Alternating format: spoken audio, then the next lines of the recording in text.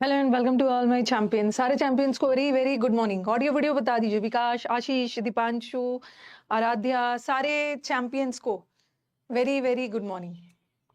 Audio video बता देना।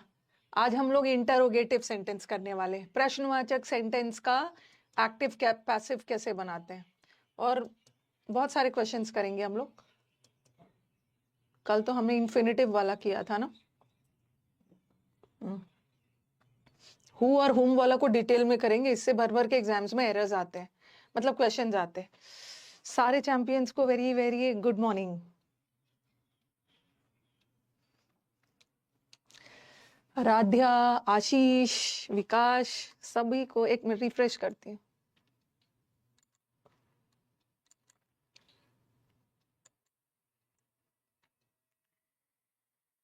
करण, खुशबू, सारे चैंपियंस एक बार बता दो ऑडियो वीडियो ठीक है। शिवम, सभी को गुड मॉर्निंग। चलो आज हम इंटरोगेटिव सेंटेंस किसको बोलते हैं? प्रश्नवाचक सेंटेंस का एक्टिव पैसिव बनाएंगे। और कल मैंने बताया था कि अगर एक्टिव में क्वेश्चन मार्क है तो पैसिव में भी क्वेश्चन मार्क रहेगा, और जहां क्वेश्चन मार्क रहेगा वहां पे इन्वर्जन होगा। इन्वर्जन मतलब सब्जेक्ट से पहले वर्ब का आना। गुड मॉर्निंग, ऑल ओके है ना? Let's start. Passive of interrogative sentences, ये वाला हेडिंग डालो आप। इंटरो डबल आर है। इंटरोगेटिव सेंटेंसेस का पैसिव कैसे बनाते हैं? और इंटरोगेटिव सेंटेंस किसी से भी स्टार्ट हो सकता है। व्हाट से, हु से, डू से, डज से, डिड से, किसी से भी स्टार्ट हो सकता है। मैम वोकैब क्लास शाम को 6:20 पे शेड्यूल है, पता नहीं विकास को क्या हो जाता है। विकास, वोकैब का क्लास का टाइमिंग इधर उधर हुआ है क्या? देखो बच्चे बोल रहे 6:20 दिखा रहे हैं। हाँ, अच्छा, वो तो अच्छा है कि आप लोग मेरे को बता देते हो। ये विकास भैया का कमाल है, 6:20 पे क्लास शेड्यूल है। पता नहीं कौन सा टाइम है इनका। 6:20 ठीक करवा देती हूँ मैं। पैसिव ऑफ इंटरोगेटिव सेंटेंस, हमारा इंटरोगेटिव सेंटेंस हु से भी स्टार्ट हो सकता है, पहला वाला, और हुम से भी स्टार्ट हो सकता है। अगर हमारा सेंटेंस हु से स्टार्ट हो, ओके, तो उसका पैसिव क्या लगा के बनाते हैं? इसमें भी मैं और भी बहुत सारे कंडीशंस बताऊंगी। समटाइम्स हु वाले सेंटेंस में बाय हुम ना लगा के हु से ही स्टार्ट कर देते हैं। ऐसा कब, सब बता रही। अगर हमारा सेंटेंस हुम से स्टार्ट, तो उसका पैसिव क्या लगा के बनाते? हु लगा के। ठीक है, लिखते जाइए लिखते जाइए। ये सही बोल रहे विकास भैया, पंचायत वाले सांग पुष्पी सिरप चाहिए उनको। पता नहीं 6:20 में कहाँ से टाइम हो जाता है उसका। 6:20 में अब कोई क्लास ही नहीं होता है।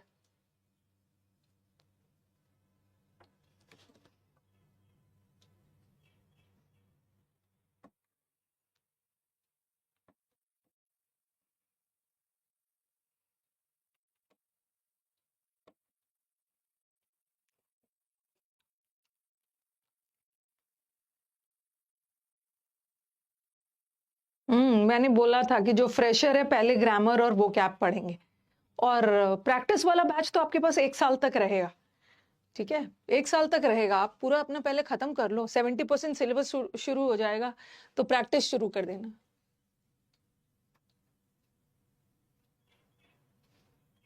ठीक है, तो अगर हमारा वाक्य हु से शुरू हो रहा है, जैसे लिखा मैंने, एक क्वेश्चन दिया, who wrote the Ramayana, Ramayana को किसने लिखा? ये एक प्रश्नवाचक सेंटेंस है, और ये क्या से शुरू हो रहा है? ये शुरू हो रहा है हु से। और जब भी वाक्य हु से शुरू हो ना, तो उसका पैसिव बाय हुम लगाएंगे। और हु और हुम में क्या डिफरेंस है? ये जो हु है ये सब्जेक्ट के लिए यूज होता है, और हुम जो है ये ऑब्जेक्ट के लिए यूज होता है, ऑब्जेक्ट के लिए। ठीक है, तो हु से स्टार्ट हो रहा है तो हम बाय हुम लगाएंगे, बाय हुम। ठीक है, क्योंकि, हाँ, क्योंकि क्या, सॉरी, बाय प्रेपोजिशन है ना, और प्रेपोजिशन के बाद हमेशा ऑब्जेक्टिव केस आएगा। कभी भी कभी भी बाय हूं नहीं लगा सकते। क्यों नहीं लगा सकते? क्योंकि बाय प्रेपोजिशन है और प्रेपोजिशन के बाद ऑब्जेक्ट आता है, बट हु तो सब्जेक्ट है ना, तो बाय हूं नहीं होता है, बाय हूम, बाय हूम होगा। ओके, तो बाय हूम एक ऑप्शन में देंगे।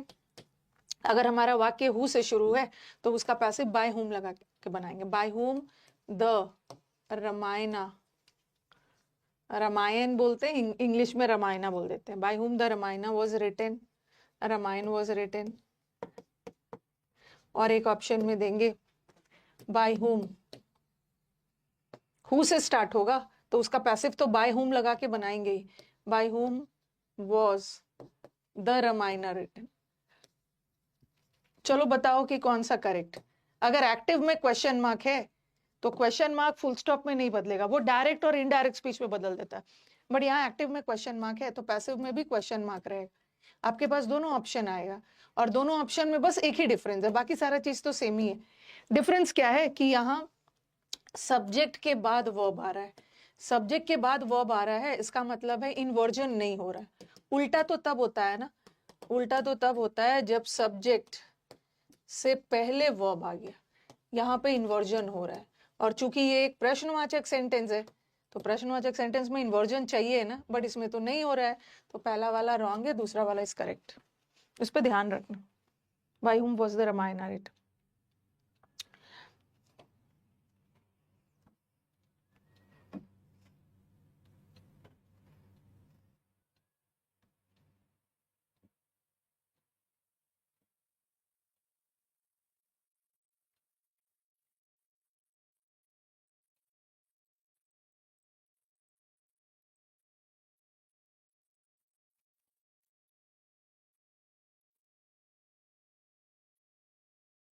ठीक है, हाँ सेकंड वाला करेक्ट। ठीक है, और भी मैं बहुत सारा चीज बता रही हूँ कि जब भी हमारा वाक्य हु से स्टार्ट हो ना तो उसका पैसिव हुम लगा के बनाते हैं, बाय हुम लगा के। और जब हुम से स्टार्ट होगा तो हु लगा के बनाते हैं। इसको हटा रही हूँ, हुम वाला देती हूँ।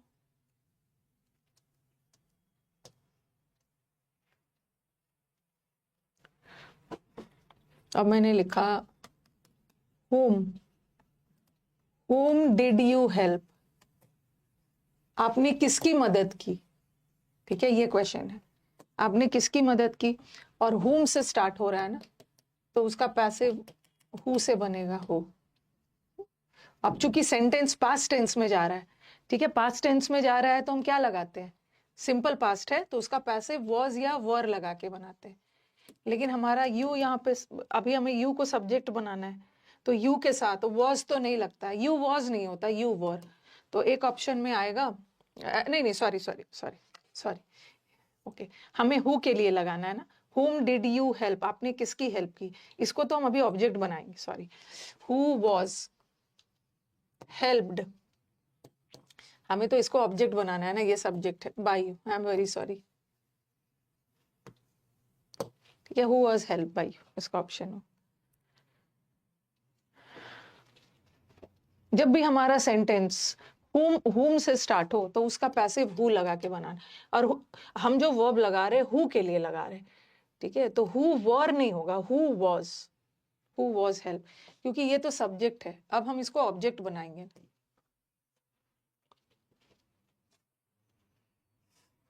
अभी मैं इस पे बेस्ड आपको बहुत सारे क्वेश्चंस करवाऊंगी, नॉट टू वरी।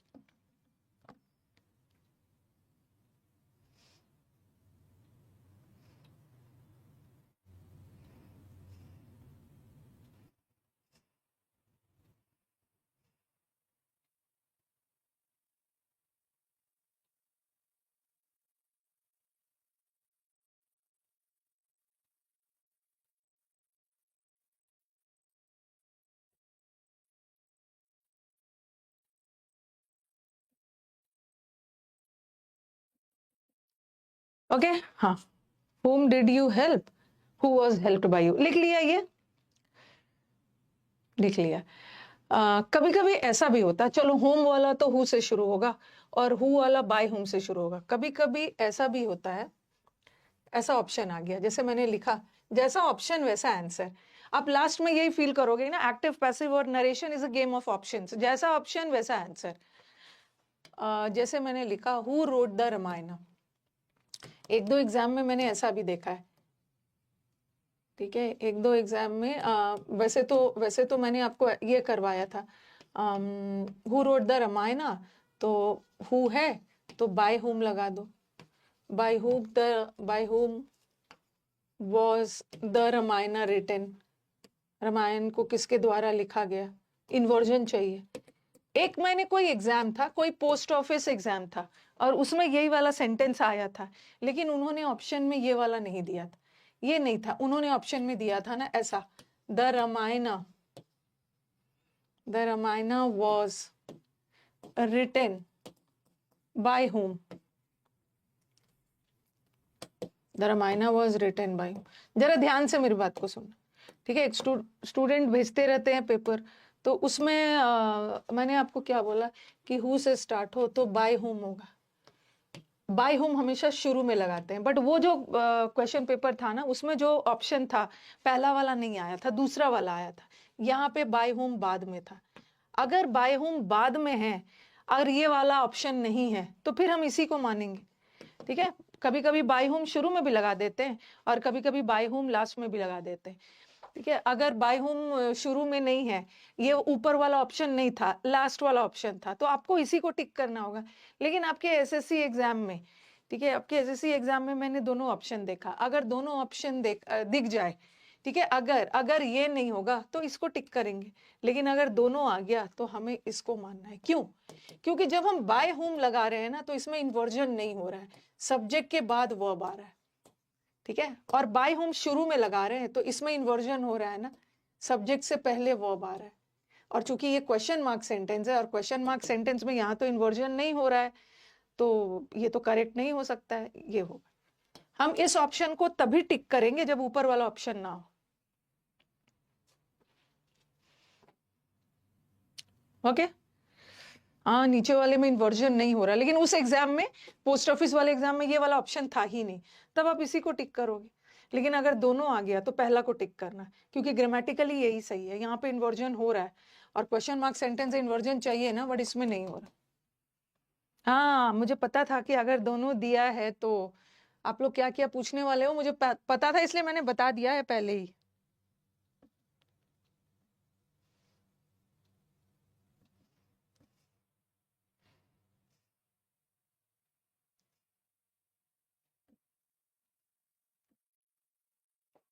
ओके,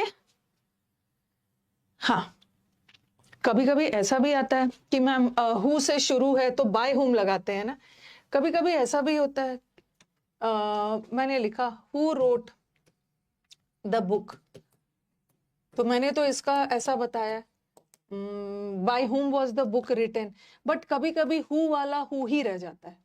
जैसे अभी तो मैंने ये बताया ना, by whom was the book written, book किसके द्वारा लिखी गई है, तो ये तो करेक्ट है ही, लेकिन ये तो करेक्ट है, लेकिन कभी कभी ऐसा भी होता है कि हु से स्टार्ट हो रहा है और बाय हुम ना लगाकर हु ही लगा रहेगा। ऐसा कब होगा? जब प्रेपोजिशन बाद में आ जाता है। देखो ऐसा, इसका एक पैसिव ऐसा भी बन सकता है, who was the book written by. आप सेंटेंस में थोड़ा सा ध्यान देख रहे हो, यहाँ पे प्रेपोजिशन बाद में आया, ठीक है, यहाँ पे प्रेपोजिशन बाद में आया और यहाँ पे मैंने प्रेपोजिशन को शुरू में रखा, bye whom was the book written, ठीक है। ऐसा भी आपका ऑप्शन मिलेगा कि कभी कभी हु वाला सेंटेंस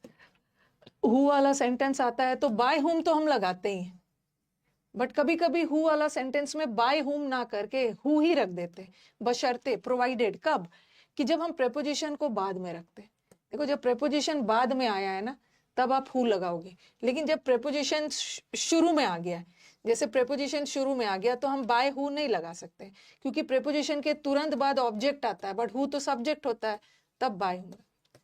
तो हु लगा के भी बनाया जा सकता है जब प्रेपोजिशन बाद में आए। अब आप बोलोगे कि मैम अगर दोनों आ गया तो, अगर दोनों नहीं आएगा, ऐसा नहीं आता, क्योंकि इसको हम छांट ही नहीं सकते, क्योंकि इस दोनों में इन्वर्जन हो रहा है। पिछले वाला में तो चलो एक में इन्वर्जन नहीं हो रहा था तो मैंने उसको हटा दिया, लेकिन यहाँ तो इन्वर्जन दोनों जगह हो रहा है ना, सब्जेक्ट से पहले वर्ब, यहाँ भी सब्जेक्ट से पहले वर्ब, ऐसा नहीं है कि दोनों आ जाएगा, दोनों करेक्ट।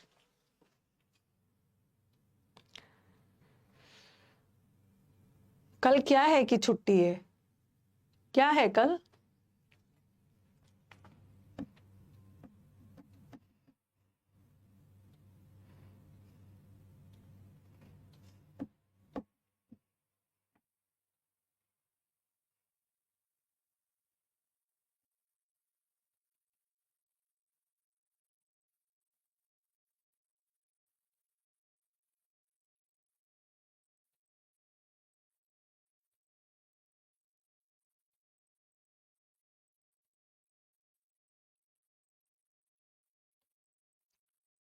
नहीं नहीं, वो ऑकवर्ड नहीं लग रहा है Nitesh. Who was the book written by, सही है, ठीक है।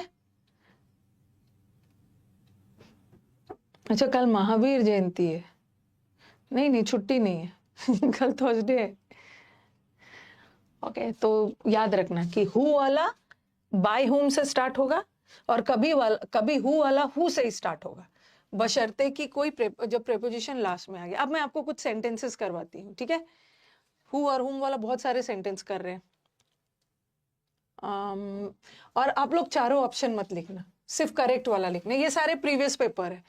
ओके, चारों ऑप्शन आपको उतारने में दिक्कत होगी। हुम डज ही लुक फॉर, अगर हमारा वाक्य हुम से शुरू हो रहा है तो उसका पैसिव हु लगा के बनेगा ना, तो यहाँ तो गलत है, ये भी गलत। और दूसरा, यहाँ तो बड़ा इजी एरर दे दिया है। लुक फॉर का मतलब होता है ढूंढना। अगर हमारे प्रेपोजिशन में किसको ढूंढ रहे हो वो तो लुक फॉर है ना, तो इन्होंने यहाँ लुक आफ्टर कर दिया। लुक आफ्टर का मतलब है किसी का केयर करना, तो ये गलत हो जाए। लुक फॉर है तो आप भी करोगे। अगर हुम से स्टार्ट है तो आप भी हु रखोगे, who is looked for by him. कभी कभी कभी ऐसा भी देखा है, ये वाला ऑप्शन को ऐसा भी दे सकते हैं, who is looked by him, एक ऑप्शन में ऐसा लगा देंगे और एक ऑप्शन में लगा देंगे। अगर हुम से स्टार्ट हो रहा है तो पैसिव हु लगा के बनाओगे ना, और प्रेजेंट टेंस है, प्रेजेंट टेंस में तो इज एम आर होगा, हु के साथ इज होगा। Who is looked for by him. Okay, तो ध्यान रखना कि अगर हमारे क्वेश्चन में कोई प्रेपोजिशन यूज किया है, लुक फॉर है, तो आप फॉर को उड़ा नहीं सकते हो, आपको भी फॉर रखना है, क्योंकि यहाँ पे अकेला लुक नहीं है, लुक फॉर है। अकेला लुक रहता, फॉर नहीं रहता तो हम इसको करते, बट लुक फॉर है तो आपको भी लुक फॉर को लेना है और फिर बाद में हिम लगाना। ऐसा लगता है कि हम ऑफलाइन क्लास ले रहे हैं, बट मेरे को नहीं लगता है।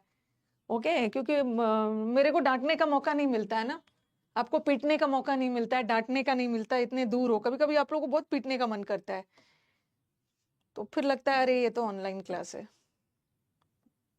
जब मैं ऑनलाइन क्लासेस पढ़ाती थी मुखर्जी नगर, बड़े स्ट्रिक्टली पढ़ाती थी, उतना टीचर के साथ स्कूल वाला एटीट्यूड रखती थी। जो बच्चा क्लास में 10 मिनट भी लेट आता था ना, जब मेरी क्लास शुरू हो जाती थी, उस समय भी मेरी क्लास 9:30 बजे से ही चलता था, पहला क्लास, और जो बच्चे 9:40 में आता था, मैं अपने काउंसलर को बोलती थी ना कि इसको घुसने मत दो, इसको भेज दो, बोलो कल आना। होता क्या है ना, कोचिंग इंस्टीट्यूट्स में होता क्या है कि बच्चों को लिबर्टी दी जाती है, जब मन है तब आ जाते हैं, आधा घंटा लेट भी आते हैं। तो उसके बाद से बच्चों ने लेट आना छोड़ दिया। 9:40 होगा, डोर क्लोज, उसके बाद किसी को घुसने मत देना। दो प्रेपोजिशन बिल्कुल आ सकता है आदर्श, आ सकता है, क्योंकि ये फ्रेजल वर्ब है, ये फ्रेजल वर्ब है लुक फॉर। अकेला लुक का मतलब होता है किसी को देखना, बट लुक फॉर का मतलब है ढूंढना, मतलब वो किसको ढूंढ रहा है। अगर फॉर है तो अब भी फॉर लगाओ। सेकंड क्वेश्चन, आप खाली ये वाला उतारो, बाकी सारा मत उतारना, करेक्ट आंसर। अब बताओ, who can question Gandhi is integrity, कौन गांधी जी के इंटीग्रिटी को पे सवाल उठा सकता है?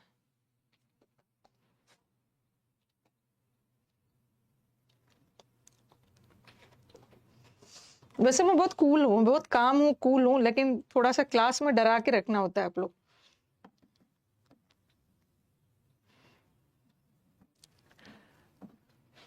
Who can question Gandhi is integrity, चलो बताओ कौन सा होगा।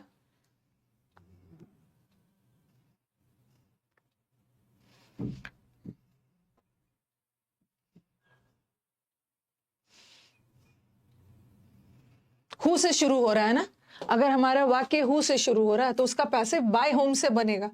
हु वाला तो हु से शुरू ही नहीं होगा। हु वाला हु से तब शुरू होता है ना जब लास्ट में कोई प्रेपोजिशन आता, बट यहाँ तो प्रेपोजिशन नहीं आया। और दूसरा ये भी रॉन्ग है, हमारा वाक्य प्रेजेंट टेंस में है और एक्टिव पैसिव में टेंस को एकदम नहीं बदलना, कैन को कुड में नहीं बदल सकते। अब देखो ये वाला सेंटेंस देखो, यहाँ तो बाय होम किया है और यहाँ भी बाय होम किया है, लेकिन यहाँ देख रहे हो यहाँ सब्जेक्ट के बाद वर्ब आ रहा है। सब्जेक्ट के बाद वर्ब आ रहा है, इसका मतलब है इसमें इन्वर्जन नहीं हो रहा है।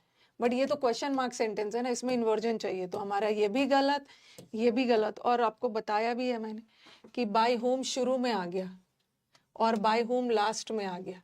और यहाँ पे देखो यहाँ भी इन्वर्जन नहीं हो रहा है, सब्जेक्ट के बाद वर्ब आ रहा है, तो ये भी गलत। यहाँ पे सब्जेक्ट से पहले वर्ब आना चाहिए, तो second one is correct. By whom can Gandhi's integrity be questioned, modal verb है और मॉडल वर्ब में बी लगा के फिर V3 लगाते। यहाँ क्वेश्चन को एज अ वर्ब यूज किया है। लिखते जाइए, पूरा चारों ऑप्शन नहीं लिखना है, सिर्फ करेक्ट वाला लिखना है।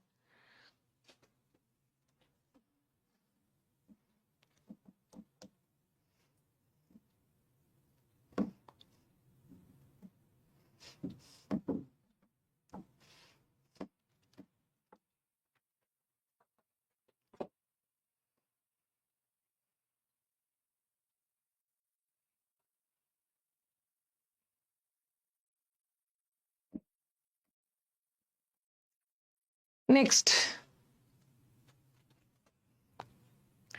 Who inaugurated the fair. Fair का मतलब यहाँ मेला है, इस मेले का उद्घाटन किसने किया। तो अगेन हु से शुरू हो रहा है, हमारा वाक्य हु से शुरू हो रहा है। और दूसरी बात, थोड़ा सा टेंस पे भी ध्यान देना है। हु इनॉग्रेटेड, ये तो पास्ट टेंस है और इसको प्रेजेंट कर दिया है, गड़बड़ है। और बाय के साथ प्रेपोजिशन के बाद बाय हु होता ही नहीं, प्रेपोजिशन के बाद ऑब्जेक्ट जाए, तो ये भी हट गया। अब देखो bye whom was the fair inaugurated, और यहाँ पे इन्वर्जन नहीं हो रहा है ना, सब्जेक्ट के बाद वर्ब आ रहा है, इन्वर्जन नहीं हो रहा है, बट हमें इन्वर्जन चाहिए प्रश्नवाचक, तो bye whom was the fair inaugurated. ठीक है, बस फटाक से एक लाइन लिखी है, by whom was the fair inaugurated.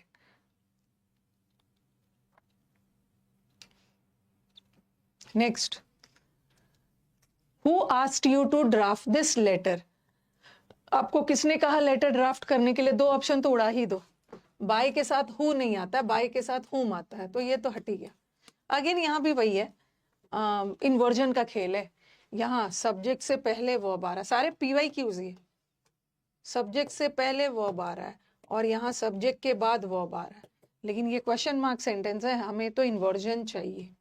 और यू के साथ कभी भी वॉज मत लगाना, यू के साथ वर। जल्दी से हु और हु अलग करके फिर और भी इंटरोगेटिव सेंटेंस करेंगे।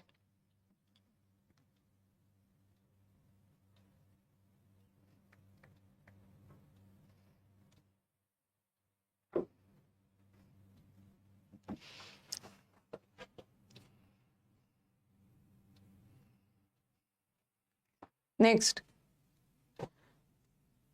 हाँ, हु और हुम वाला हो गया। अब आ जाओ, अब आ जाओ डू डज डिड। अगर हमारा, अभी तो मैंने हु और हुम वाला बताया, अगर हमारा वाक्य डू डज डिड से स्टार्ट हो, डू डज प्रेजेंट टेंस है और डिड पास्ट टेंस, ठीक है, तो अगर हमारा वाक्य डू डज से स्टार्ट हो तो उसका पैसिव क्या लगा के बनेगा, इज एम आर।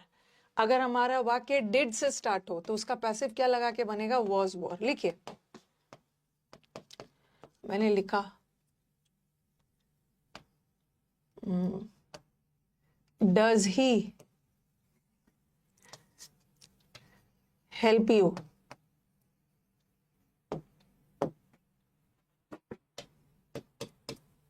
या एक एक लाइन छोड़िएगा, did you complete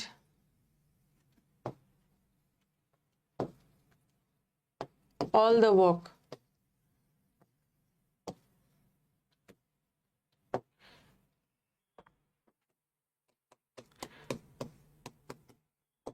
did you make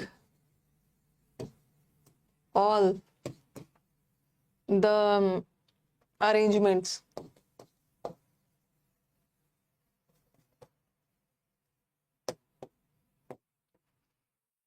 एक एक लाइन छोड़ते जाना।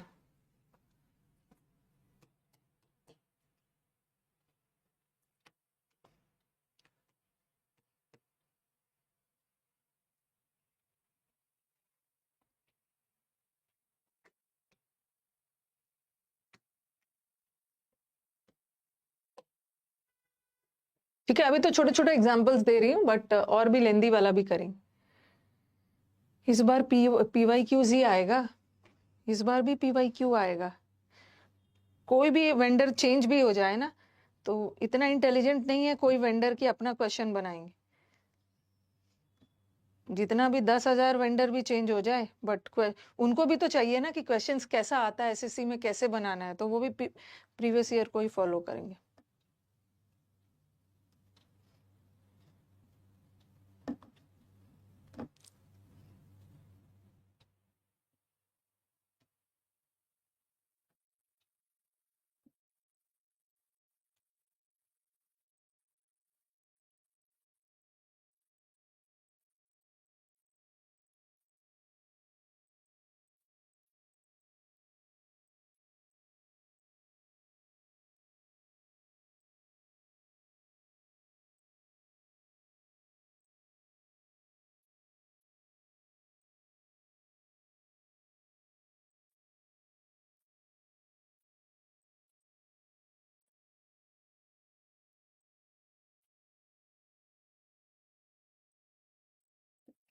चलो स्टार्ट किया जाए।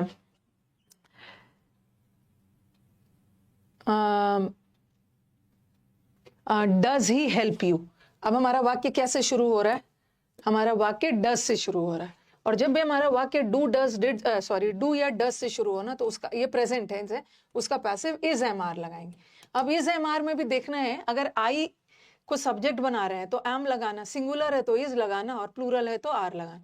अभी हमें ये हमारे सेंटेंस का सब्जेक्ट है, ये हमारे वर्ब है, और ये ऑब्जेक्ट है, और हमें ऑब्जेक्ट को ही तो सब्जेक्ट बनाना है ना, तो हमें यू को सब्जेक्ट बनाना है। और यू के साथ हम इस तो नहीं लगाएंगे, यू के साथ एम भी नहीं लगता है, यू के साथ आर लगता है, यू आर। तो अब ये सेंटेंस आर से शुरू होगा, आर यू, और हेल्प का third form helped, are you helped by लगाना, और ही का ऑब्जेक्टिव केस हिम। ठीक है, और इन्वर्जन भी हो रहा है ना, इन्वर्जन हो रहा है, सब्जेक्ट से पहले वर्ब आ रहा है।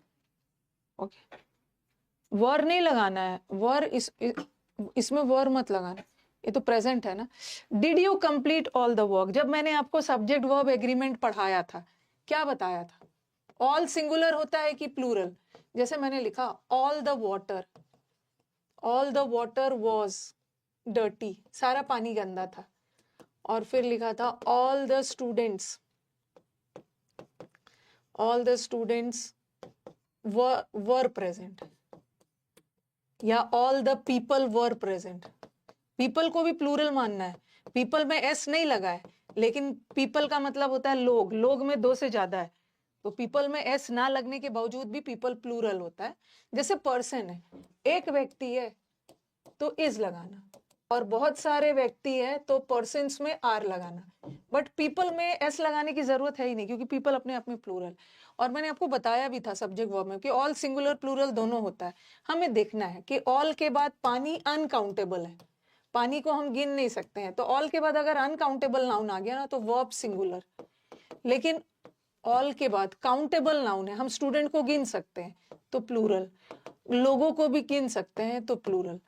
तो अभी मैं देख रही थी एक आंसर आ रहा था, वर लगा रहे थे। सबसे पहले देखो यहाँ पे डिड लगा है, और जब भी हमारा वाक्य में डिड आ गया तो उसका पैसिव वॉज या वर से बनेगा। तो हमारा ऑब्जेक्ट ये है, अभी हमें इसको सब्जेक्ट बनाना है। ठीक है, सब्जेक्ट बनाना है, किसको सब्जेक्ट बनाना है? ऑल द वर्क को। और कुछ बच्चे ऑल देख के ना वर लगा देंगे कि अरे ऑल तो प्लूरल होता है तो वर लगा दो, बट ऑल के साथ सिंगुलर प्लूरल दोनों लगता है। बाद का नाउन देखो वर्क, वर्क अनकाउंटेबल नाउन है, और अनकाउंटेबल नाउन के साथ कभी भी प्लूरल नहीं होगा, सिंगुलर होगा। वॉज ऑल द वर्क, और डिड का थर्ड फॉर्म, डिड नहीं है, कंप्लीट है, ठीक है, was all the work completed by you, ठीक है। इसीलिए ना मैंने दोनों सेंटेंस दिया है, ओके, इसीलिए मैंने आपको दोनों सेंटेंस दिया है। देखो यहाँ ऑल द वर्क लगाया है और यहाँ ऑल द अरेंजमेंट्स लगाया है। अरेंजमेंट्स में एस लगाया है, और हम एस किस में लगाते हैं? काउंटेबल नाउन के लिए, काउंटेबल। ऐसा भी आपको एग्जाम में एरर आता है कि आप यहाँ ऑल के साथ वर लगाओगे, बट यहाँ वॉज होगा, अरे वॉज होगा, क्यों? क्योंकि वर्क अनकाउंटेबल नाउन है।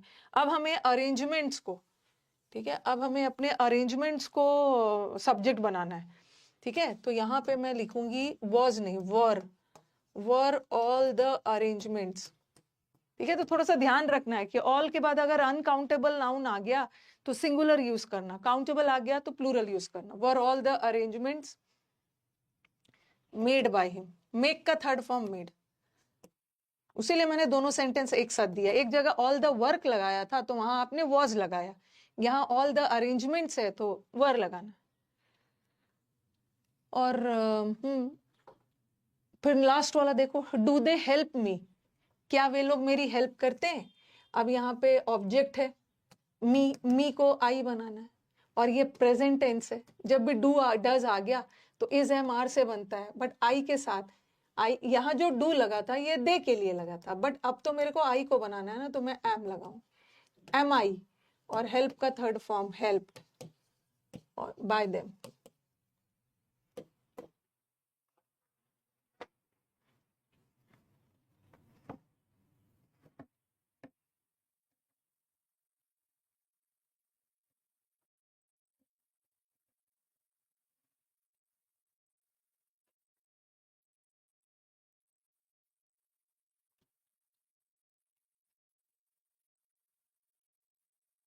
ठीक है, अच्छा एक हाँ, am I helped by them.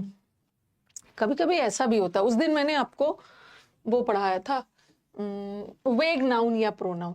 जब भी सेंटेंस में वेग नाउन या प्रोनाउन आ गया, वेग का मतलब होता है अस्पष्ट, तो वहां पे हम बाय का यूज नहीं करते। एक स्टूडेंट ने बोला कि मैम एक सेंटेंस ऐसा था, we should respect our parents, ठीक है, we should respect our parents, हमें अपने पेरेंट्स की रिस्पेक्ट करना चाहिए, और ये हमारे वाक्य का सब्जेक्ट है, ये वर्ब है और ये ऑब्जेक्ट है। तो क्वेश्चन था और उन्होंने बोला मैम वहां पे बाय अस नहीं दिया था, इतना ही लिख के छोड़ दिया था, our parents should be respected. एक स्टूडेंट का ये क्वेश्चन आया था कि मैम एक जगह ना बी को उन्होंने वेग माना, बाय अस होना क्या चाहिए था, our parents should be respected by us, we का बाय अस होना चाहिए। तो उन्होंने बोला कि मैम वहां पे बाय अस नहीं लिखा था, लेकिन एक सेंटेंस ऐसा था जहां वी लगा हुआ था, ऐसा वी डिड द वर्क, और वहां बाय अस लगाया था, द वर्क ऑब्जेक्ट है, इसको सब्जेक्ट बना लिया, the work was done by us. तो उनका कहना था कि मैम यहाँ पे उन्होंने बाय अस लगाया है, जैसे हम लोगों ने काम को किया तो वी का ऑब्जेक्टिव लगा दिया बाय अस, लेकिन यहाँ भी तो वी था, तो यहाँ भी तो बाय अस लगाना चाहिए था ना, बट उन्होंने नहीं लगाया। अच्छा बाय यू होगा, चलो देख लेना, डू दे हेल्प यू,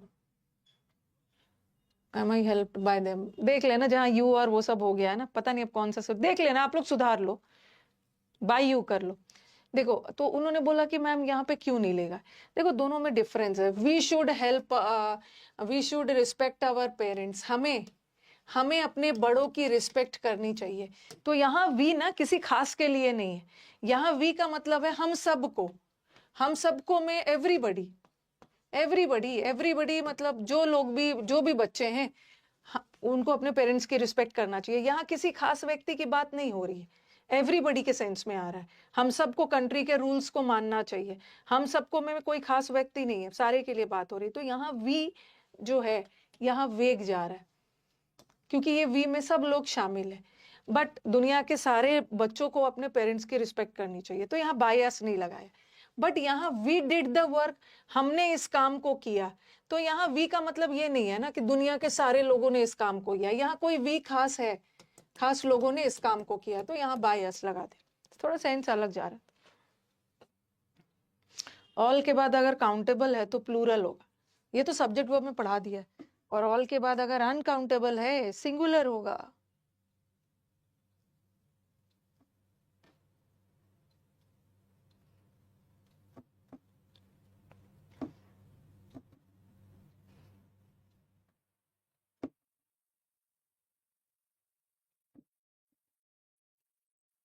ठीक है, तो चलो कुछ डू डज डिड वाला कर लेते हैं questions. Do you understand what I mean? अब हमारे स्टूडेंट्स का, मैं क्या बोल रही हूँ आप समझ रहे हो? देखो ये डू यू ये सब्जेक्ट है और ये वर्ब है, ठीक है, ये वर्ब है। अब कुछ बच्चों को लगेगा ना कि मैम आई, यहाँ पे तो आई है ना, ठीक है, और जब भी आई आ गया तो हमारा ऑप्शन एम से शुरू होना चाहिए। ओके, जब भी आई आ गया तो एम से शुरू होना चाहिए। क्या हम आई को ऑब्जेक्ट मान सकते हैं? बताना जरा।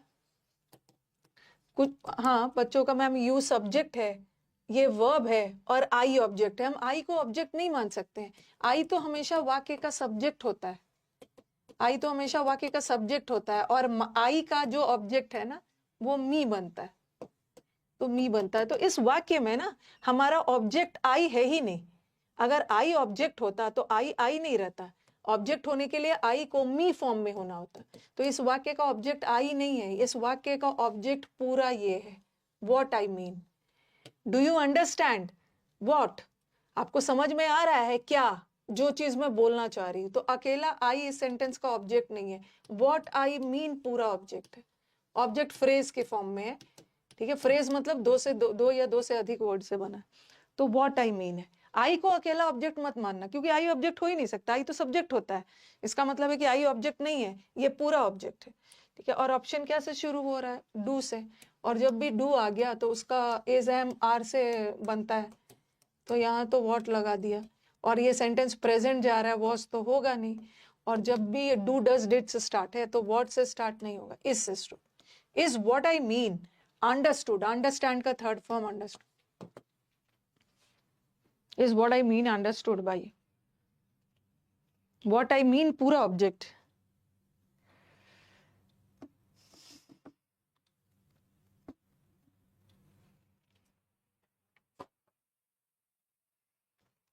ठीक है, next, did the noise frighten you? क्या आवाज ने आपको डरा दिया?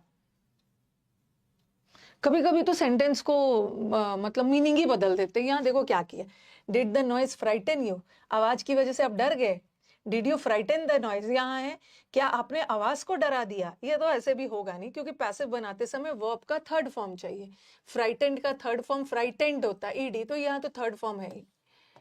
और हाँ, और दूसरा सेंटेंस देखो, ये वाला जो हमारे वाक्य का सब्जेक्ट है और ये हमारे वाक्य का ऑब्जेक्ट है, तो हम यू को सब्जेक्ट बनाएंगे ना, बट यहाँ पे नॉइस को सब्जेक्ट बना दिया और इसका मतलब भी बदल दिया। वॉज द नॉइस, क्या नॉइस को आपके द्वारा डराया गया? नॉइस को आपके द्वारा डराया नहीं गया, नॉइस के द्वारा आप डरे गए हो।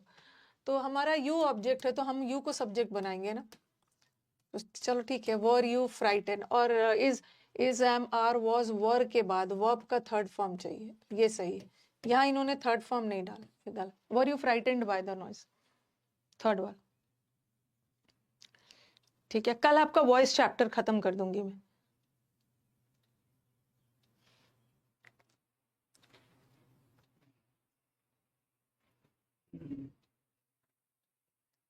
Next, did everybody miss the first बस? अगेन डिड से स्टार्ट हो रहा है, और हमारा वाक्य अगर डिड से स्टार्ट हो रहा है तो उसका पैसिव वॉज या वर रहेगा, ठीक है, वॉज वर रहेगा। तो ये तो हट गया। अरे ये तो बड़ा इजी है, एवरीबडी ये भी हट गया, तो वॉज द फर्स्ट बस मिस बाई, तो बड़ा इजी है। अब देखो इन्होंने एवरीबडी को भी, वैसे तो एवरीबडी वेग होता है, ओके, एवरीबडी को नहीं मानना है, लेकिन अब क्या करोगे, सारे ऑप्शन में डाल दिया है तो आपको भी मान के ही चलना।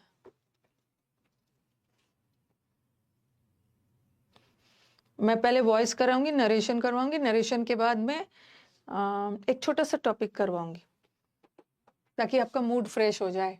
छोटा सा टॉपिक है जो 2 दिन में खत्म हो जाएगा, टैग। ठीक है, टैग टैग क्वेश्चन टैग।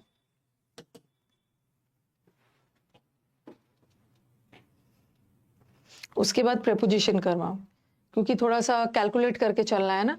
कल मैं वॉइस खत्म करवाऊंगी, कल थर्सडे है ना, कल थर्सडे है हाँ। फ्राइडे से मैं नरेशन शुरू करूंगी। फ्राइडे, सैटरडे संडे तो छुट्टी रहती है, मंडे, ट्यूसडे, वेंसडे, ठीक है। अगर मेरे को नरेशन खत्म करने में, नरेशन थोड़ा सा एक्टिव पैसिव से छोटा ही है, 4 दिन लग जाता है, तो मेरे पास थर्सडे और फ्राइडे बचेगा। तो मैं एक छोटा सा टॉपिक कवर कर दूंगी, क्वेश्चन टैग, 2 दिन का टॉपिक है, फिर मंडे से नई प्रेपोजिशन स्टार्ट कर दूं।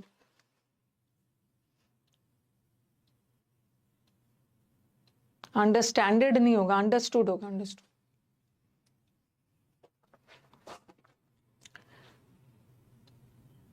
Do you expect your parents to come from Dubai today? अब टुडे को डैट डे और वो सब में मत बदलना, वो सब तो नरेशन में होता है, इसमें नहीं। अब ये सेंटेंस क्या से शुरू हो रहा है? डू से, और डू वाले सेंटेंस का पैसिव इज एम आर लगा के बनता है, ठीक है। और ये सेंटेंस प्रेजेंट है, और डिड तो पास्ट है, ये तो होगा ही। और ये सेंटेंस प्रेजेंट में भी सिंपल प्रेजेंट है, और यहाँ पे इन्होंने प्रेजेंट कंटिन्यूअस लगा दिया। टेंस हम नहीं बदल सकते, अगर सिंपल प्रेजेंट है तो आपको भी सिंपल प्रेजेंट ही रखना, ये भी हट गया। और यहाँ वेयर योर पेरेंट, ये क्या है, वर होना चाहिए था, लेकिन प्रेजेंट टेंस है तो आर लगाओ। पेरेंट्स में मदर फादर दोनों आते हैं, इज मत लगाना, आर लगाना। Are your parents expected to come from Dubai today?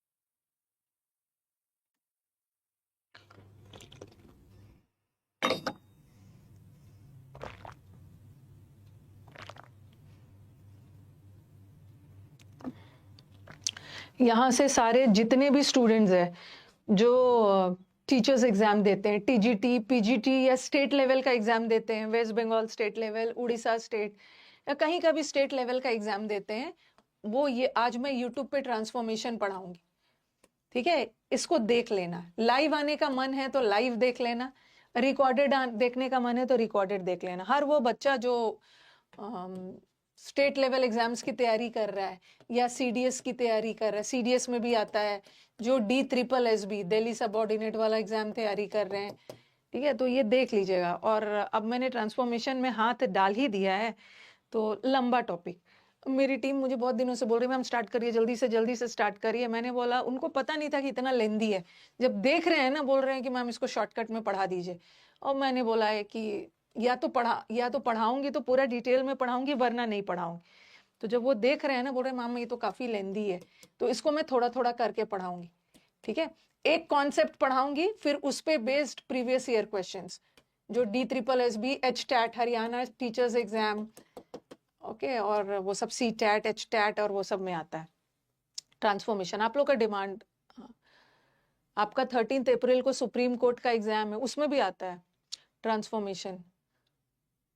SSC में ना रिमूवल ऑफ टू वाला आ जाता है, और यू नेवर नो यार, पढ़ लो, एक एक क्वेश्चन दे देते हैं, ठीक है। CUET में भी एक क्वेश्चन कहीं से ट्रांसफॉर्मेशन का उठा दिया, ये जो पॉजिटिव डिग्री का है इसको कंपैरेटिव डिग्री बनाओ, या कंपैरेटिव को सुपरलेटिव बनाओ, या सुपरलेटिव को पॉजिटिव बनाओ, ओके। तो एक बार देख लेना ट्रांसफॉर्मेशन।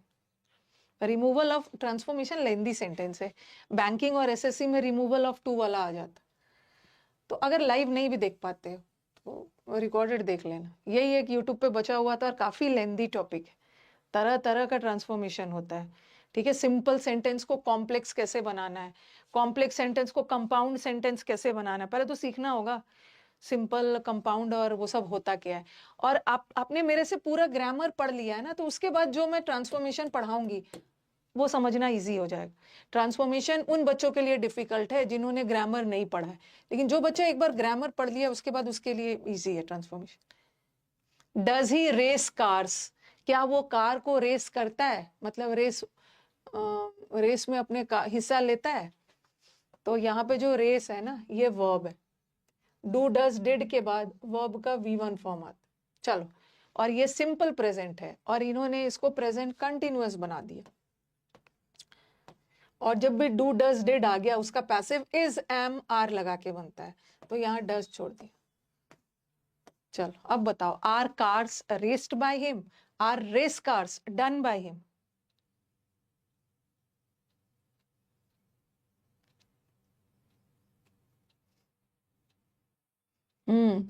यहाँ डन कहां से लगा दिया? यहाँ हमारा वर्ब रेस है, तो रेस का थर्ड फॉर्म आएगा ना, रेस का थर्ड फॉर्म रेस्ड आएगा। बट यहाँ पे अपने मन से डू या डिड रहता तो उसका थर्ड फॉर्म डन होता ना, बट यहाँ तो कहीं क्वेश्चन में है ही। आर कार्स रेस्ड बाय, और यहाँ रेस को एडजेक्टिव भी बना दिया। कार क्या है? नाउन। कैसा कार? रेस कार, जो कार रेस में यूज होता है। रेस को एडजेक्टिव बना दिया, जबकि क्वेश्चन में रेस वर्ब है, उसका थर्ड फॉर्म लगाना। अब आ जाओ, अभी तक हमने क्या पढ़ा? इंटरोगेटिव सेंटेंस में वो सेंटेंस जो डू डज डिड से शुरू हुआ। डू डज डिड में, डू डज में सेंटेंस स्टार्ट होता है तो उसका पैसिव इज एम आर लगा के बनता है। डिड वाला में वॉज वर लगा के बनता है। जब सेंटेंस हु से स्टार्ट हुआ तो उसका पैसिव बाय हुम लगा के बनता है। जब हुम से स्टार्ट हुआ तो उसका पैसिव हु लगा के बनता है। कभी कभी हमारा वाक्य व्हाट से भी स्टार्ट हो सकता है, वेन से भी स्टार्ट हो सकता है। इसमें तो कोई चेंजेस नहीं आएगा, सिर्फ विल और शैल में थोड़ा चेंजेस आएगा। फर्स्ट पर्सन है तो शैल लगाना और सेकेंड और थर्ड पर्सन में विल लगाना, तो इसमें ज्यादा कुछ चेंजेस नहीं है। ठीक है, इसमें व्हाट है तो व्हाट ही रह जाएगा, हाउ है तो हाउ ही रह जाएगा। ठीक है, पहले आप इसको लिखो, अब सीधा मैं इसका एग्जाम्पल्स देती हूँ। पहले तो छोटा एक दो सेंटेंस दे देती हूँ। जैसे मैंने लिखा, has he completed all the, has he completed all the tasks, या has he completed, प्लूरल डालती हूँ।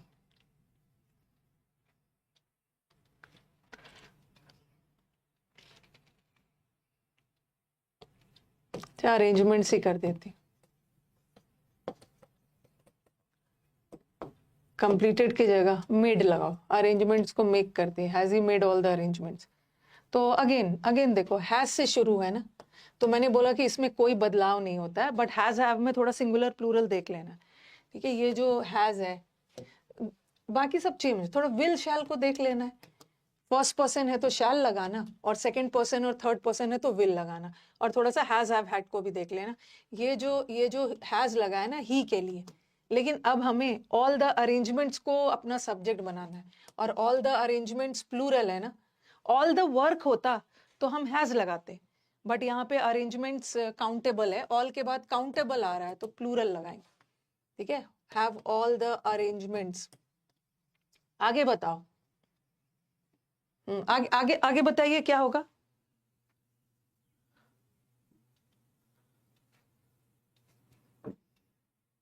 कल कोई छुट्टी वुट्टी नहीं है, हर चीज का आपको छुट्टी, अभी कोई छुट्टी नहीं है।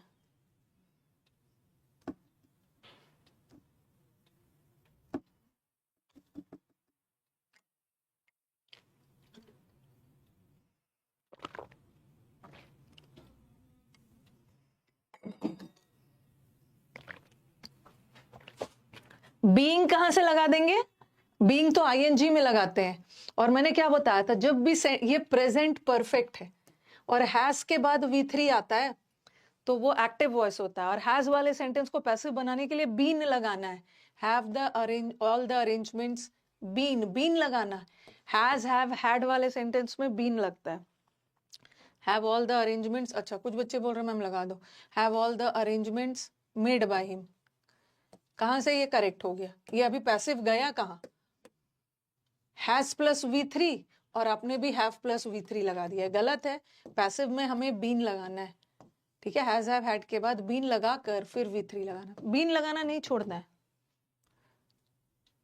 हाँ, जैन रिलीजन का महावीर जयंती है ना, तो पूरे दिन का काम है। अब सब चीज पे आप लोग छुट्टी मांगने लगोगे। मैम कल पूर्णिमा है, परसों तो नहीं होगा, पूर्णिमा के बाद तुरंत। मैम अमावस्या है, एकादशी है, सबकी छुट्टी थोड़ी होती है।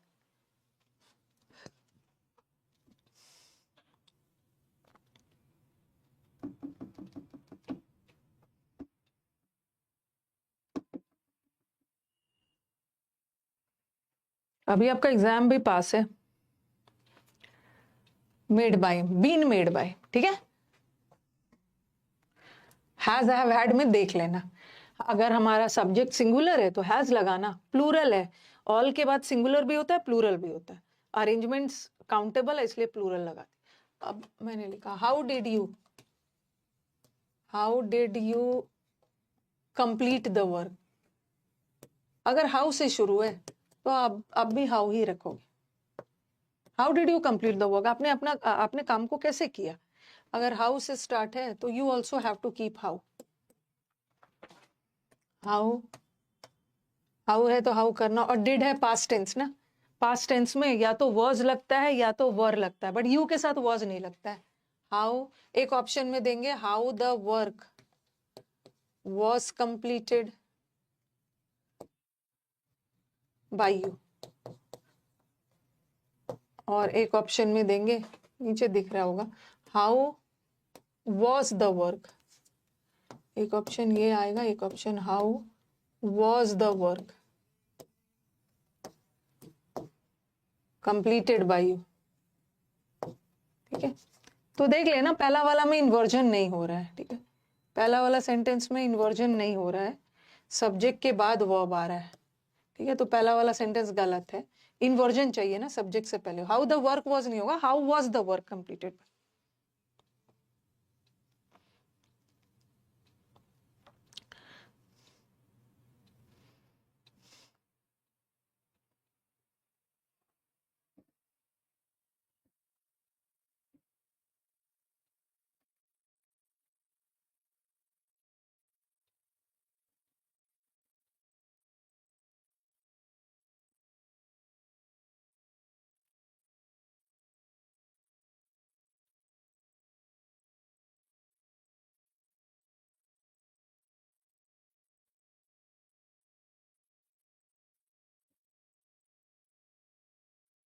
ठीक है, इन्वर्जन होना चाहिए। कैन को कुड में मत बदलना, कैन है तो कैन ही रहेगा, कुड में बदल दोगे तो सेंटेंस का टेंस बदल जाए। चलो इसी बात पे कुछ क्वेश्चन कर लेते, ठीक है। विल शैल वाला है, अच्छा। अच्छा, एक विल शैल वाला मैं अलग से करवाती।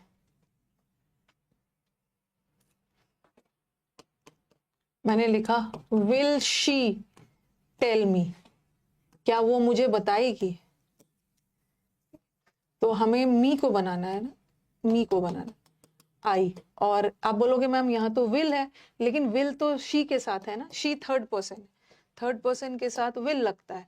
लेकिन अब तो हम आई को बना रहे हैं ना, तो यहाँ पे शैल लगा देंगे। फर्स्ट पर्सन आ गया, आई आ गया और वी आ गया, तो वहां पे शैल लगाना, और बाकी सेकेंड पर्सन यू के साथ, ही के साथ, दे के साथ विल लगाना। तो यहाँ थोड़ा सा हैज और हैव वाला में चेंजेस करना है, सिंगुलर प्लूरल देख के। और अगर थर्ड पर्सन है तो विल लगाना, फर्स्ट पर्सन है तो शैल लगाना, शैल आई। और मॉडल वर्ब है, मॉडल वर्ब के बाद बी लगा के फिर थर्ड फॉर्म लगाते, शैल आई बी टोल्ड बाय हर, ठीक है। तो यहाँ विल शैल में बदल जाएगा, क्यों, क्योंकि मी था ना, फर्स्ट पर्सन के साथ विल नहीं लगाते, शैल लगाते। अगर यही सेंटेंस ऐसा रहता, will will she tell the truth, क्या वो सच बताएगी, तो यहाँ शी भी थर्ड पर्सन है और ट्रूथ भी थर्ड पर्सन है, तो यहाँ विल को विल ही रखना, शैल में मत बदलना। शैल तभी बदलेंगे जब फर्स्ट पर्सन ऑब्जेक्ट में आ रहा हो। तो विल द ट्रूथ, और फिर से बी लगा दो, टोल्ड बाय हर। तो शैल विल में थोड़ा चेंजेस कर देना, और हैज में चेंजेस होता है, हैव में। बाकी व्हाट व्हेन और वो सब में सेम रह जाता। ये तो मैंने पहले भी बताया आपको, शैल और विल वाला।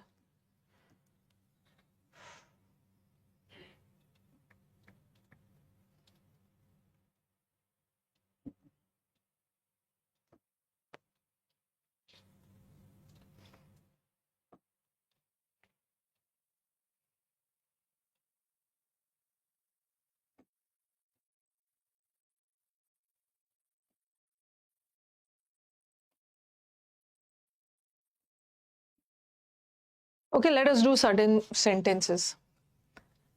Why did you not agree to my proposal? चलो बताओ कौन वाला करेक्ट है. अगर why है, what है, how है, तो वही छोड़ देना. Why.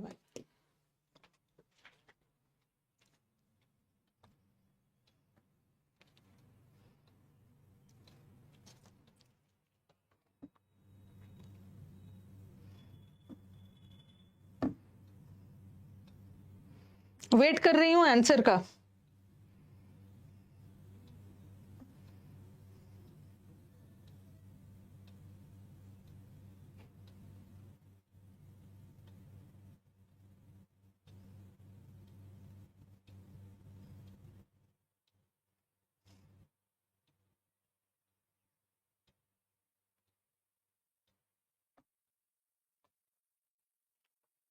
फोर्थ देखो, सबसे पहले ध्यान दो. वाई डिड, सबसे पहले थर्ड वाले को हम छांट लेते हैं.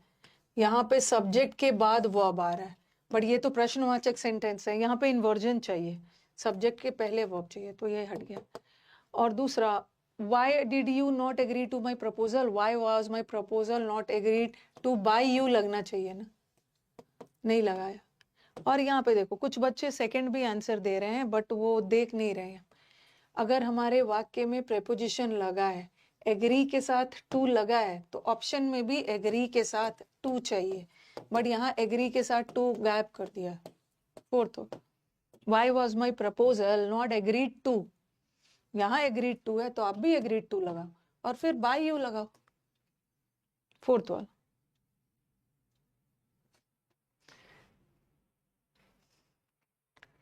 Next, will she tell us the truth. अब देखो यहां पर हमारा, ये भी एग्जाम, ये यहां पर हमारा दो ऑब्जेक्ट, लेकिन इन्होंने क्या किया है ना, दो ऑब्जेक्ट है, लेकिन इन्होंने क्या किया है कि इस ऑब्जेक्ट को नहीं रखा है ऑप्शन में, ऑप्शन में इस ऑब्जेक्ट को लिया है. ठीक है, ऑप्शन में इस ऑब्जेक्ट को लिया है, ट्रूथ को. ठीक है, तो विल है तो विल तो फ्यूचर है, हमने तो इसको इज लगा के प्रेजेंट कर दिया. और ये देखो, इन्वर्जन किया ही नहीं, सब्जेक्ट के बाद वर्ब आ रहा है, ये भी हट गया. और will the truth be told, will the truth be told, और पैसिव वॉइस में टोल्ड के साथ टू आता है, एक्टिव में नहीं आता. जैसे मैंने लिखा आई टोल्ड टू यू, ये तो एक्टिव वॉइस है ना, और एक्टिव वॉइस में टोल्ड के साथ टू मत लगाना. बट पैसिव में will the truth be told, will the truth be told us नहीं होगा, टोल्ड टू अस, विल लगा. अगर चलो इन्होंने तो ऑप्शन में दो ऑब्जेक्ट आ गया, इन्होंने ट्रूथ को सब्जेक्ट बना लिया, लेकिन अगर अगर मेरे को अस को बनाना होता ना, तो इसका कैसे बनता. अगर अस को लेना होता तो मैं अस को वी बनाती, और वी तो सेकंड सॉरी फर्स्ट पर्सन है, और वी के साथ विल काम नहीं होता, विल के साथ शैल आता. Shall we be told the truth by her, तब मैं शैल लगाती, क्योंकि फर्स्ट पर्सन के साथ विल नहीं लगे.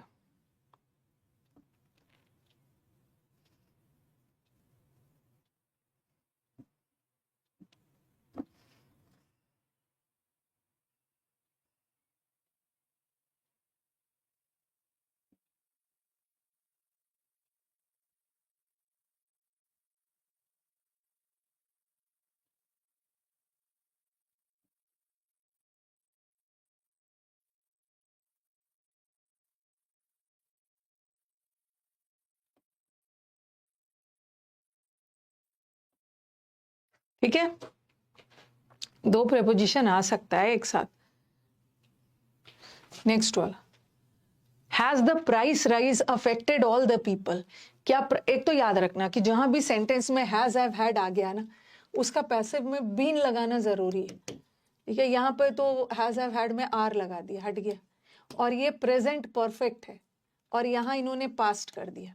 हैज को हैड में नहीं बदल सकते, एक्टिव पैसिव में टेंस नहीं बदलता है. अरे हाँ, ये भी गलत आंसर, यही बीन लगा के फिर वी थ्री. और आप बोलोगे कि मैम यहाँ पे हैज था तो यहाँ पे हैव क्यों लगा, ये हैज प्राइस के लिए था, लेकिन अब हमें लोगों को, ये जो ऑब्जेक्ट था हमने सब्जेक्ट बनाया, और पीपल काउंटेबल है इसलिए have. Has all the people नहीं होगा, हैव ऑल द.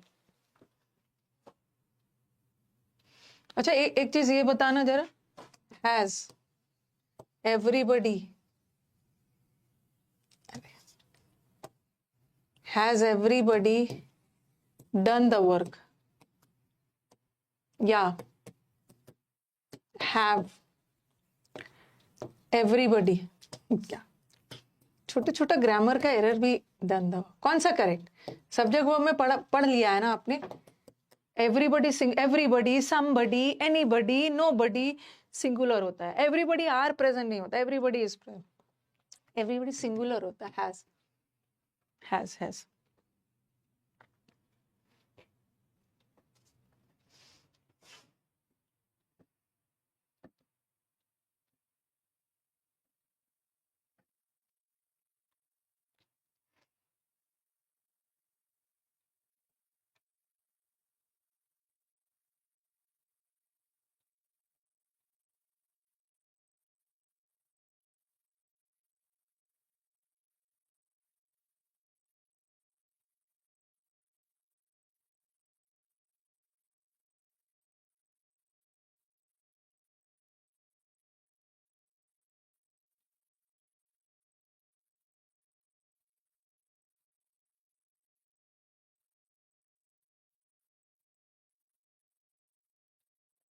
लिखा है सबने?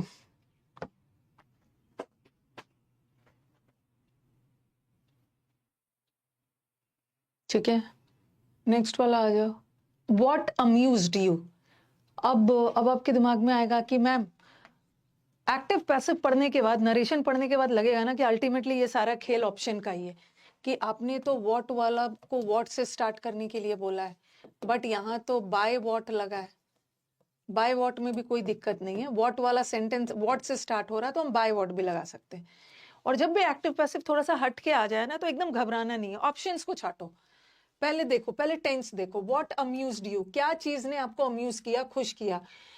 तो ये सेंटेंस पास्ट जा रहा है, और ये देखो ये तो प्रेजेंट है, आर लग गया, ये भी ये देखो प्रेजेंट है और बीइंग लगा दिया, बीइंग तो तब लगता है ना जब क्वेश्चन में आईएनजी है, बट क्वेश्चन में तो आईएनजी है नहीं, ये भी हट गया, और सेंटेंस पास्ट में जा रहा है, और हैव यू बीन अम्यूज्ड, ये तो हैव प्रेजेंट परफेक्ट रख दिया, पास्ट बाय व्हाट, तो कभी कभी बाय व्हाट वाला बाय व्हाट भी हो सकता है, by what were you amused. तो ऑप्शंस आपने देखा है ना कि जितना भी मैं आपको बताते जा रही हूँ, मेरी भी एक हैबिट है, जब भी क्वेश्चन, जब मैं ऑफलाइन ऑनलाइन जब भी पढ़ाती थी, तो जब भी बच्चे डाउट पूछने आते हैं ना, हाँ तो बच्चे हंसते थे, बोल रहे मैम आप तो स्टूडेंट की तरह सॉल्व करते हैं। यस, जब आते थे मेरे पास तो 4 ऑप्शन लेके आएंगे ना, तो मैं कभी भी सीधा, मेरी हैबिट हो गई है, सीधा करेक्ट आंसर पे नहीं जाती हूँ। देखो ये वाला नहीं होगा, ये वाला इस बेसिस पर हम इस ऑप्शन को छांटते हैं, ये वाला भी इस बेसिस पे इसको छांट दो, अब ये 2 बचा, अब ये दोनों में क्या डिफरेंस, ऐसा करते हुए ये सही आंसर, ये सही आंसर। तो ऑप्शंस एलिमिनेशन करिए सबसे ज्यादा ना, शुरुआती में, शुरुआत के करियर में मैंने सबसे ज्यादा अगर किसी को पढ़ाया है तो वो बैंकिंग पढ़ाया था। ओके, बैंक क्लर्क, पीओ, वो सब, एसएससी में मेरी एंट्री बाद में हुई थी, बैंकिंग बहुत और बैंकिंग में ना ग्रामर के ज्यादा रूल्स नहीं आते हैं, ग्रामर से भी ज्यादा अंडरस्टैंडिंग बेस्ड होते हैं।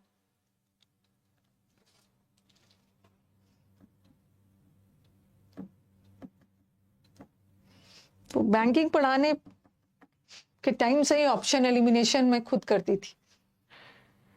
एलिमिनेशन करोगे तो आंसर की एक्यूरेसी भी बढ़ेगी और नेगेटिव मार्किंग से बचोगे। अरे यहाँ तो ठीक है, दिल्ली में तो फिर भी ठीक है, जब मैं पटना पढ़ाती थी बच्चे सीढ़ी से उतरते उतरते तक डाउट पूछते थे, कई बार मैं बोलती भी थी घर तक आओगे क्या मैम, ये देख लीजिए एक बार, ये बता दीजिए, जैसे क्लास लेके मैं सीढ़ी से उतरती थी ना, सीढ़ी से चलते चलते वो मेरे साथ चलते रहते थे डाउट पूछने के लिए।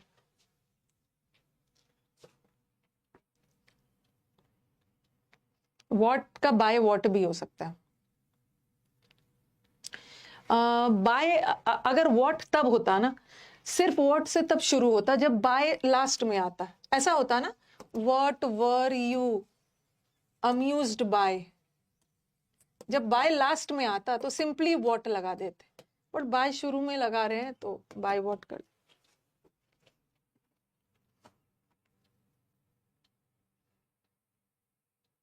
जो स्टूडेंट्स हमारे पटना में रहते हैं उनको पहले, अभी तो खैर उतना फेमस नहीं है, एक समय में बैंकिंग के लिए सबसे फेमस इंस्टीट्यूट होता था बीएससी एकेडमी, जिनका एक मैगजीन भी बड़ा सुंदर आता था, बैंकिंग सर्विसेज क्रॉनिकल। पटना में इनके बहुत सारे ब्रांचेस थे, दिल्ली में भी थे, एक समय में इनकी मोनोपोली थी, सबसे बेस्ट इंस्टीट्यूट हुआ करता था बैंक के लिए। लेकिन अभी उतना मतलब थोड़ा सा ये हो गया।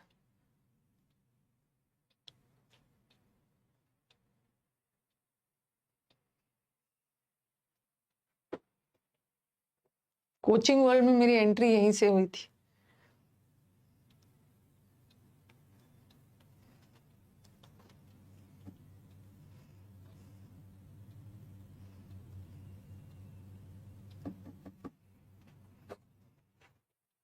बॉम्बे स्टॉक एकेडमी नहीं है, और बॉम्बे स्टॉक एकेडमी नहीं होता है, बॉम्बे स्टॉक एक्सचेंज होता है। वो मैं बीएससी बोल रही हूँ, ये नहीं बोल रही हूँ BSC, Bombay stock exchange. Okay, what amused you? अब next, could you pass the salt? अब ये पास है, और पास का V2 पास्ट नहीं बनता है, V2 V3, पास का V3 पास्ड बनता है, पास्ट। और यहाँ पे ये पता नहीं कहाँ से लगा दिया है। और बीन तो तब लगता है जब वाक्य में हैज हैव हैड आ गया, मॉडल वर्ब के बाद बीन थोड़ी लगेगा, बी लगेगा। ये भी हट गया, ये भी है। अब देखो, हाँ, could the salt be passed. यहाँ पे देखो, थोड़ा सेंटेंस पे ध्यान देना। ये sentence, could you pass the salt, ठीक है, क्या आप सॉल्ट को थोड़ा पास कर सकते हो? तो यहाँ पे बाय एनीवन लगा दिया। वैसे तो होना चाहिए था could the salt be passed by you, by you होना चाहिए था, लेकिन हमारे पास बाय यू ऑप्शन में नहीं है, बाय एनीवन लगा दिया, कोई भी सॉल्ट दे दो, लेकिन किसी व्यक्ति, खास व्यक्ति से तो ये भी नहीं होगा। अब अल्टीमेटली यही ऑप्शन बचा, इसमें बाय यू नहीं भी है, पर हमें यही चुनना है, जैसा ऑप्शन वैसा आंसर, एनीवन तो लगेगा ही।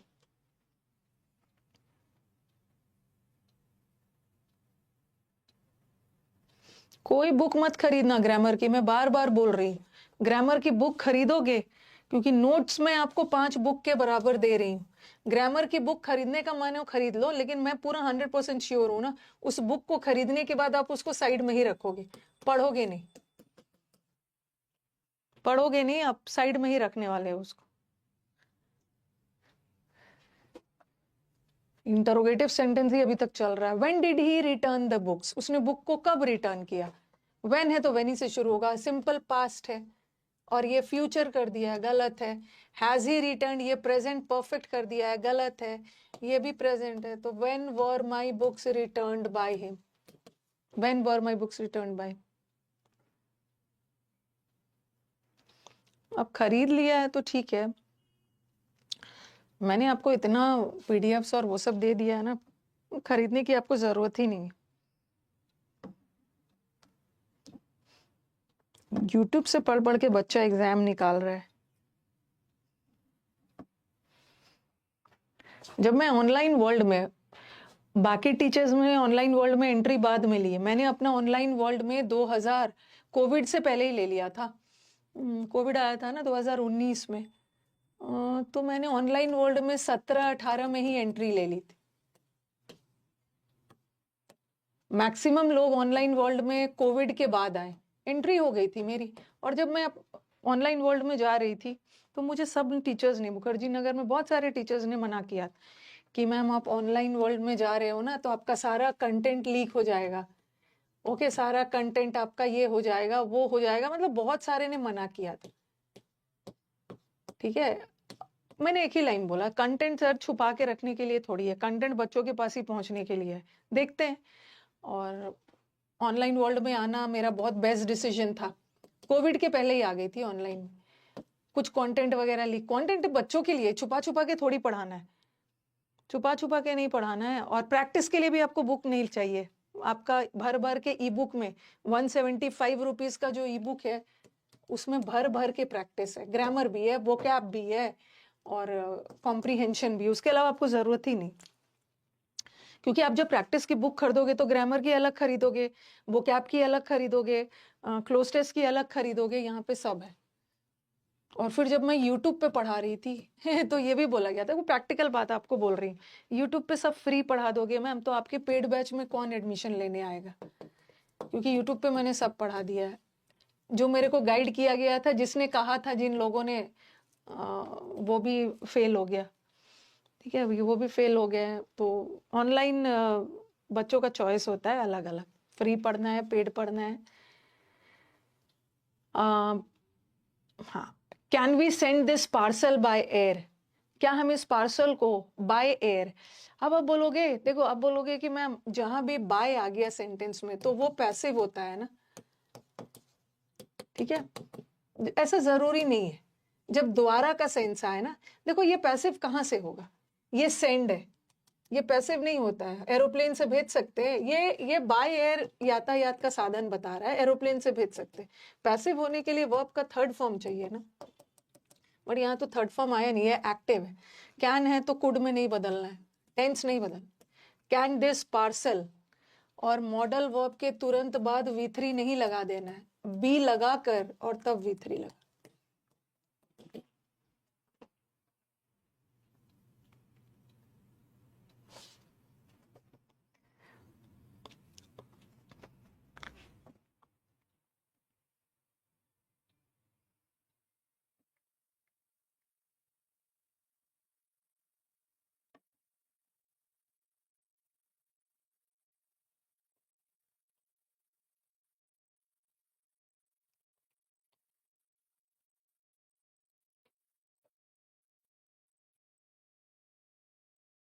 खत्म हो जाओ भाई। Have you been shown what to do, अब बताओ कि अभी तक हम लोग एक्टिव से पैसिव कर रहे थे, ठीक है, अभी तक हम लोग एक्टिव से पैसिव कर रहे थे और बीच में पैसिव आ गया, हैव के बाद बीन लगाकर थर्ड फॉर्म आ गया। कभी कभी वाक्य में पैसिव भी आ जाता है, अब हमें इसका एक्टिव लगाना है, एक्टिव करना है। और देखो एनीबडी सिंगुलर होता है ना, तो एनीबडी के साथ हैव नहीं होगा, हैज होगा। हटा, एनीबडी के साथ हैव नहीं, हैज होगा। अब देखो have you been shown what to do, has you, और यू के साथ हैज नहीं होता है, यू के साथ हैव होता है, तो यहाँ पे एनीबडी लगा दिया। Has anybody shown you what to do, क्या किसी ने बताया है कि क्या करना। अब आप बोलोगे कि मैम यहाँ पे ये वाला एक्टिव वॉइस है, एक्टिव है ना, हैज के बाद V3 लगा दिया, एक्टिव है। और एक्टिव वॉइस में हम एनीबडी का यूज कर सकते हैं, ठीक है, एक्टिव वॉइस में वेग प्रोनाउन का यूज करेंगे। लेकिन जब ये पैसिव में जाता है ना, तब वहां पे बाय एनीबडी गायब हो जाएगा। Have you been showed what to do, by anybody नहीं होगा, क्योंकि आपने पढ़ा है कि एनीबडी वेग है, अस्पष्ट है, और जब इसका पैसिव जाता है तो यहाँ पे बाय नहीं आता है, तो इसलिए यहाँ पे बाय नहीं लगा। ये आंसर फोर्थ। इंटरोगेटिव सेंटेंस आज बहुत टाइम लिया है। Were you washing the clothes, क्या आप कपड़ों को धो रहे थे, ING आ गया, ING, और जब भी ING आ गया तो पैसिव बीइंग लगा के बनेगा, बीइंग प्लस V3। और क्लोथ्स, क्लोथ्स प्लूरल है, कपड़े प्लूरल है, तो उसके साथ वॉज नहीं वर आएगा। और यहाँ तो टेंस बदल दिया, और यहाँ भी टेंस भी बदल दिया, और क्लोथ्स के साथ हैव होना चाहिए, तो answer were the clothes. ING का पैसिव बीइंग प्लस V3 लगा के बनता। Why wasn't the proposal agreed to by you, क्या मतलब किस बात पे चर्चा हो रही है।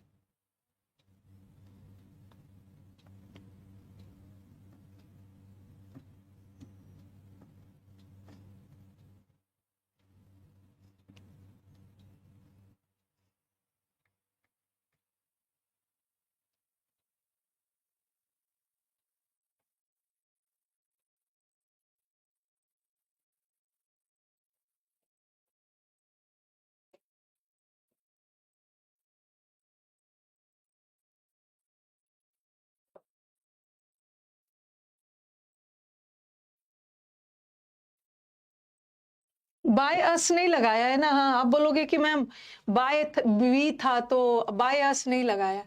अब क्या करोगे? किसी ऑप्शन में बाय अस नहीं लगाना। अंडरस्टूड है कि पार्सल को किसी के द्वारा ही सेंड किया जाएगा, ठीक है? क्यों आप लोग वो प्रपोजल वाले के पीछे पड़ गए हो? मतलब प्रपोजल वाला तो टाइम वेस्ट करवा रहे हो, समझा ही दिया है। अब पता नहीं, उसको ढूंढना होगा, टू लगेगा।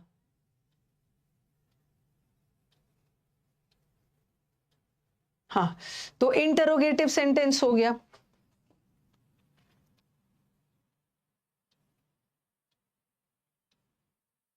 हम्म, यू के साथ वॉरेंट लगता है। अब आ जाओ, अभी मैंने आपको इंटरोगेटिव सेंटेंस करवाया, ठीक है? अब हम चलते हैं imperative sentence. Interrogative sentence detail में कर लिया हमने। इंटरोगेटिव सेंटेंस करने में ना 45 मिनट, मतलब ज्यादा ही टाइम लग गया। ओके, 1 घंटा 15 मिनट लग गया इंटरोगेटिव सेंटेंस करने। Passive of imperative sentence. Imperative sentence किसको बोलते हैं? कल आपका वॉइस चैप्टर खत्म हो जाएगा। इम्पेरेटिव सेंटेंसेस वो सेंटेंसेस होते हैं, ओके, जहां पे आप ऑर्डर करते हो। Imperative sentence, normal sentence subject से स्टार्ट होता है, फिर वर्ब आता है, बट इम्पेरेटिव सेंटेंस वर्ब से स्टार्ट होता है। Go there, respect your elders, please bring a glass of water.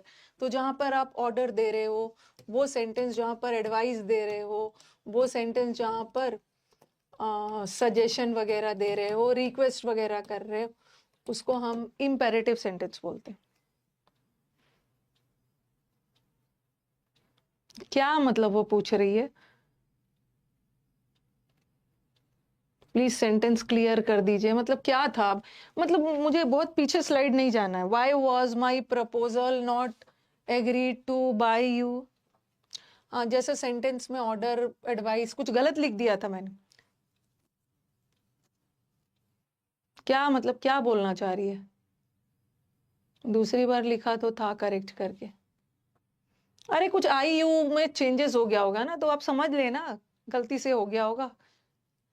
Order suggestion वाला सेंटेंस, ठीक है, रिक्वेस्ट वाला सेंटेंस, ये सब इंपेरेटिव सेंटेंस। इंपेरेटिव सेंटेंस में चलो चलते हैं पहले ऑर्डर वाला। अगर ऐसा सेंटेंस आया जहां पे कुछ ऑर्डर का सेंस आए, ठीक है, तो वहां पर आप पैसिव दो तरीके से बना सकते हो। एक तो लेट लगा के बना सकते हो, ठीक है, लेट, और दूसरा यू आर ऑर्डर्ड टू, ऐसा भी बना सकते हो। जब भी कोई ऐसा सेंटेंस आ गया इंपेरेटिव जो वर्ब से शुरू होता है, और इंपेरेटिव में ऑर्डर देने वाले सेंटेंस में या तो लेट लगाकर बनाना या तो you are order to. But याद रखना, जब लेट लगाकर बना रहे हो तो उसका पैसिव बी प्लस V3 लगाकर बनाना, लेट के साथ V3 लगाकर। अगर यू आर ऑर्डर टू लगा रहे हो तो टू के साथ V1 लगाना। अब आपके दिमाग में आएगा कि मैम एक्टिव और पैसिव बनाते समय तो वर्ब का V3 आ रहा है ना, बट यहाँ टू के बाद आपने V1 लगाया, तो ये पैसिव कैसे बना? बिकॉज ये यू आर ऑर्डर्ड लगा के ना, इज एम और इज एम आर के बाद मैंने ऑर्डर्ड लगा के यहीं पे मैंने पैसिव बना दिया है। ओके, इस फ्रेज में ही पैसिव बन चुका है, इसलिए टू के साथ V1 लगाना।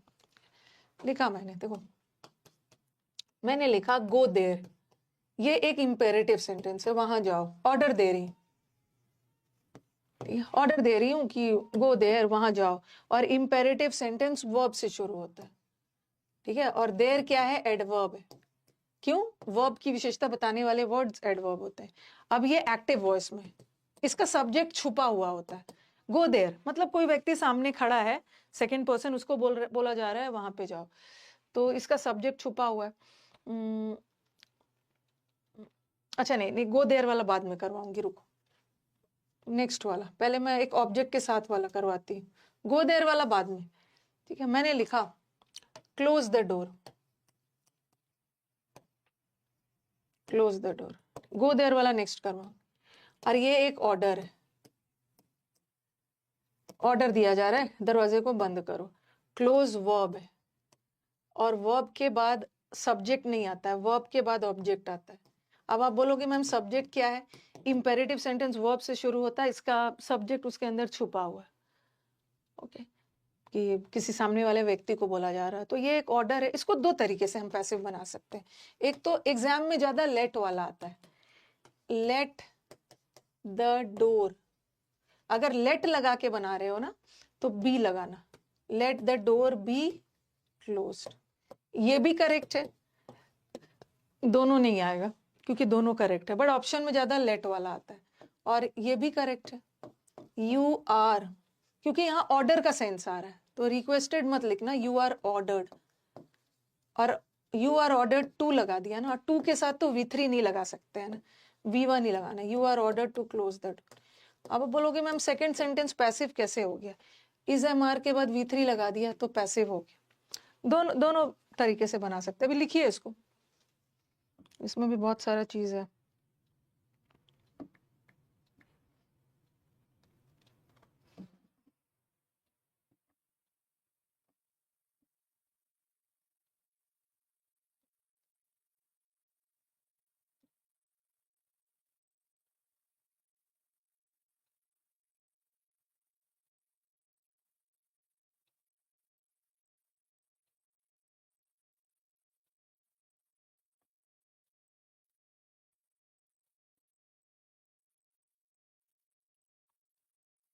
दोनों करेक्ट है, दोनों ऑप्शन में नहीं आएगा।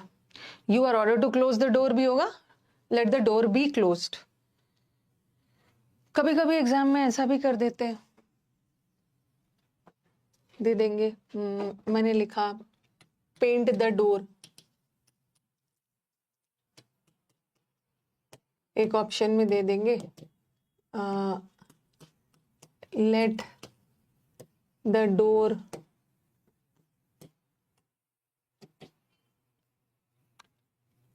पेंटेड, और एक ऑप्शन में लिख देंगे लेट द डोर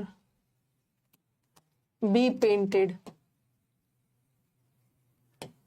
ऊपर वाला गलत है, क्योंकि जब आप लेट लगाकर बनाते हो, लेट लगाकर बनाते हो तो तुरंत V3 मत लगा देना, ओके? तुरंत V3 नहीं लगा देना, जब भी लेट लगा के बनाओगे बी लगाकर फिर V3 बनाओ। लेट द डोर क्लोज्ड नहीं होगा, let the door be closed, V3 लगाकर बना।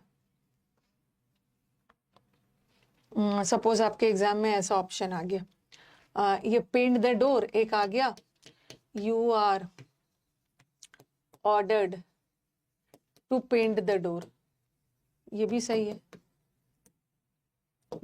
और एक ऑप्शन में आ गया लेट द डोर पेंटेड। अब इस केस में हमें क्या करना होगा, हमें ऊपर वाले को चुनना होगा। क्यों? क्योंकि लेट वाले से भी बनता है, बट लेट वाले से तब बनेगा ना जब बीच में बी लगेगा, बट यहाँ पे बी नहीं लगाया। लेट द डोर पेंटेड नहीं होगा, लेट द डोर बी लगना चाहिए, तो ये रॉन्ग हो गया। तब हमें यू आर ऑर्डर टू वाला ही चुनना है, लेट के साथ हमेशा बी लगा के फिर थर्ड फॉर्म।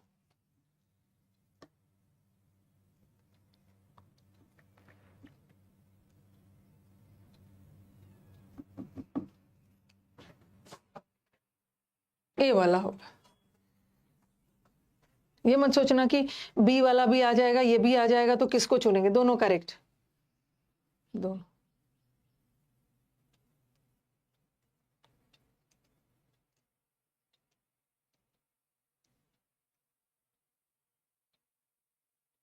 अरे आज तक सोचता था कि पैसिव में V3 आता, आज पहली बार V1 देखा।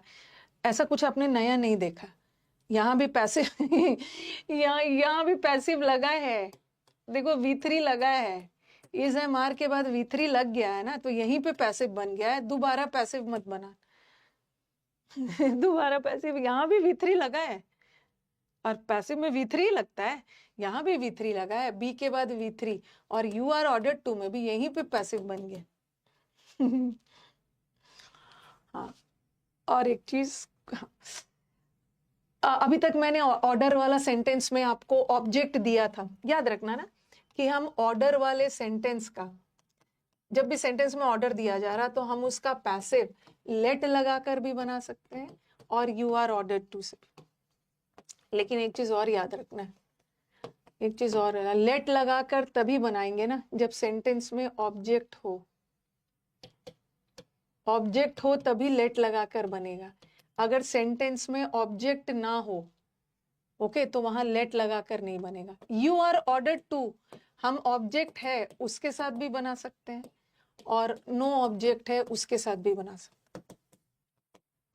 यू आर ऑर्डर्ड टू दोनों में फिट हो जाएगा, बट लेट वाला में हमेशा ऑब्जेक्ट चाहिए। अगर नो ऑब्जेक्ट है तो लेट से नहीं बनेगा। बताती हूँ, देखो मैंने लिखा गो देर, जैसे जैसे मैंने लिखा shut the door, shut the door, यहाँ पे ऑब्जेक्ट है, यहाँ पे तो ऑब्जेक्ट है, और जब भी ऑब्जेक्ट रहे तो हम लेट से भी बना सकते हैं और यू आर ऑर्डर्ड टू से भी बना सकते हैं। बट अगर ऑब्जेक्ट नहीं है तब लेट से नहीं बनेगा। यहाँ तो दोनों तरीके से बनेगा। क्या होगा, शट द डोर, शट का तीनों फॉर्म सेम होता है, शटेड मत लगाना। Let the door, let the door shut नहीं होगा, let the door be shut, be लगाना। और इसका ये भी सही है, यू आर ऑर्डर्ड लगा के यही पैसिव बन गया, फिर से पैसिव मत लगाना, you are ordered to shut the door. यहाँ तो दोनों सही है क्योंकि इस सेंटेंस में हमारे पास ऑब्जेक्ट है, दोनों सही है। लेकिन अगर सपोज हमारे पास ऑब्जेक्ट नहीं है, सिंपली रहता गो देर, गो देर में भी ऑर्डर दिया जा रहा है। किसी भी वर्ड को ऑब्जेक्ट होने के लिए क्या होना है, ऑब्जेक्ट होने के लिए नाउन या प्रोनाउन होना है। तो यहाँ तो ऑब्जेक्ट है, डोर एक वस्तु है नाउन फॉर्म में। जब ऑब्जेक्ट है तो दोनों तरीके से बना सकते हो, लेकिन यहाँ तो ऑब्जेक्ट नहीं है क्योंकि देखो ये वर्ब है और यहाँ ये भी वर्ब था, तो यहाँ तो वर्ब के बाद ऑब्जेक्ट चाहिए, मतलब आ गया है। किसको बंद करो, दरवाजे को बंद करो। बट यहाँ पे गो देर, हम देर को ऑब्जेक्ट नहीं मान सकते। देर जगह बता रहा है और जगह बताने वाले वर्ड्स या तो प्रीपोजिशंस होते हैं या तो एडवर्ब्स होते हैं, ठीक है। तो और गो ऑब्जेक्ट नहीं हो सकता है। आप बोलोगे मैम ये ऑब्जेक्ट नहीं है, क्योंकि ऑब्जेक्ट होने के लिए नाउन या प्रोनाउन होना, बट देर कहीं से ना संज्ञा ना सर्वनाम कुछ भी नहीं है। तो ये है क्या, देर वर्ब की विशेषता बता रहा है ना, एडवर्ब। अब यहाँ पे ऑर्डर इंपेरेटिव सेंटेंस है, ऑर्डर वाला है और ऑब्जेक्ट नहीं है। अगर ऑब्जेक्ट नहीं है तो हम लेट से बना ही नहीं सकते। कोशिश भी करोगे ना, लेट बी गॉन देयर, अजीब अजीब सा हो जाएगा, तब वहां पे लेट नहीं लगाए। जब ऑब्जेक्ट नहीं है तो हमारी मजबूरी है कि you are ordered to go there वाला, ठीक है।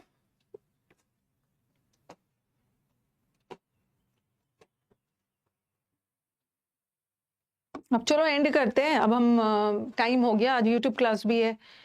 अब कल मैं आपको वो करवाऊंगी रिक्वेस्ट वाला, ठीक है। आज हमने ऑर्डर वाला किया, कल रिक्वेस्ट वाला करेंगे, एडवाइस और सजेशन वाला करेंगे, फिर मॉडल वर्ब्स, फिर यूनिवर्सल ट्रूथ का एक्टिव पैसिव, ठीक है। कल खत्म हो जाएगा।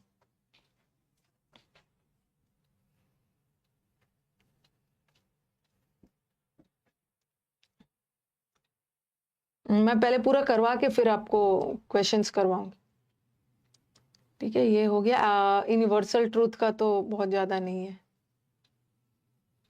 कल हम लोग फाइनली खत्म करेंगे। आज हमारा बहुत ज्यादा टाइम लग गया ना, ओके।